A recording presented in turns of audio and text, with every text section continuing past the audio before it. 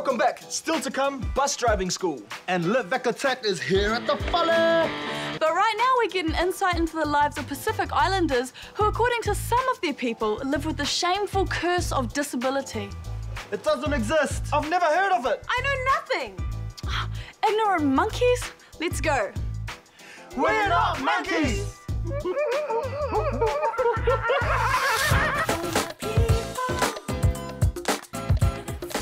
Some Pacific communities believe that a disability is a curse or a punishment from God. In fact, in Samoa, the word for blind person is tauwasu, which means your days are numbered.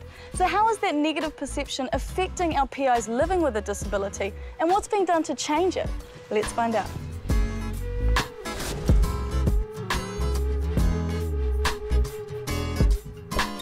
New Zealand, meet my new friends Ava and Selipa, spokespeople for the Luiola project. Is that right? Yes, that's right. Luiola is a project born out of the Regional Disability Plan, looking at Pacific disabled issues. How does the Pacific Island community view people with disabilities? There is a traditional belief that strongly woven together with religion, and that is either you have committed a severe sin or your parents have, or perhaps somebody within the family. So you're merely seen as the symptom of the overall problem within the family system. An example of that is in the 2007 local government election. I ran, and sad to say that most of my own people had the attitude of, they say in Samoa, the boy is sick, why is he out there doing this job? Isn't this a job for able-bodied people? So it's that kind of attitude or perception that gets in the way. Well, how do you try and change that perception? It's a war of attrition, and it's about taking it step by step. And it's about promoting the awareness, but it's also showing people how do they relate to you. For me as an individual, I've never allowed any of the negative things that I've come across impact on how I live my life. Now, Selipa, some people would say that disabled people are less than able, but you're a mother, you've got a successful family. What would you say to that? I'm happy to have a husband and have some kids. I got four kids, my own, and I have adopted one. I had my polio when I was 4 years old. And now I'm 65, feeling pain, my polio lots of time, but I'm still stand up and go and help. How would you like people to see you?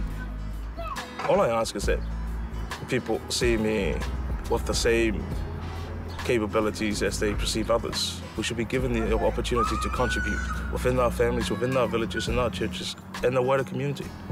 What do you think needs to be done to effect a change? I think everybody within the community needs to play a role in that, just like us through our stories.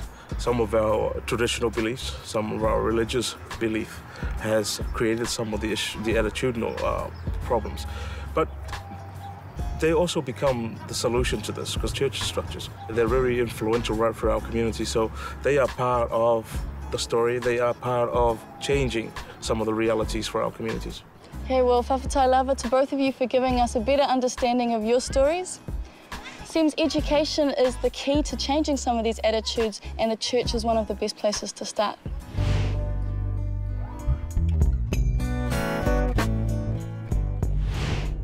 Everyone meet Tai Mililangi, who is an archdeacon. Talofa lava. Talofa lava.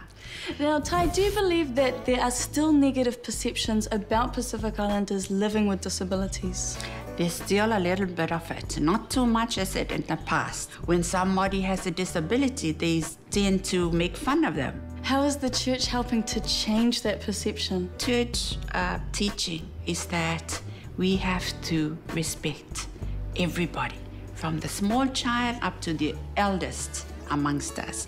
And it's actually, we teach about the love of God. We see beyond their disabilities. And some of our churches, we've actually make sure that our facilities will cater for disability, so that they will have easy access to come into the church. And we make sure that we have a special space for their wheelchairs. They should talk openly about their problem and let people see that what they're doing is not good for them. I'm sure the people will feel a little bit of respect for them.